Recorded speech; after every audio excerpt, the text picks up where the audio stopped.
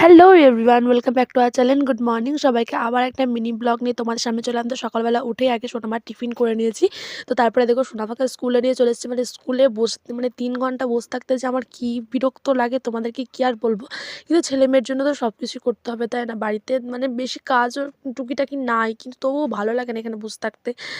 তো কী করবো, ঠান্ডা তো ওর তো ঘরের ভেতর চলে যায়, আমাদেরকে ঠান্ডায় বসে থাকতে হয়।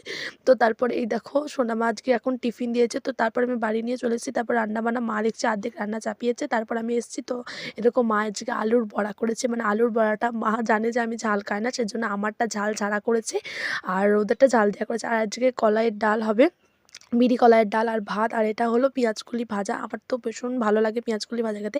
আর এদিকে সোনামা এদিকে দেখো আলুর বড়া ফিনিশ করে দিয়েছে, আর দুটো মাত্র ঝাল ছাড়া রেখে দিয়েছে। তো তারপর দেখো ডাল ফাল আমিগুলো এগুলো করে নিলাম। মা যেহেতু ভাত ফাত ওগুলো সব করে রেখেছিলো, সেজন্য আমি এসে তাড়াতাড়ি করে নিলাম। তো এদিকে টকও করে নিয়েছি। আর এদিকে বড়ি দিয়ে কুমড়োর তরকারি করেছি, মটরশুঁটি দিয়ে গাজর দিয়ে এসব দিয়ে খুব ভালো করে।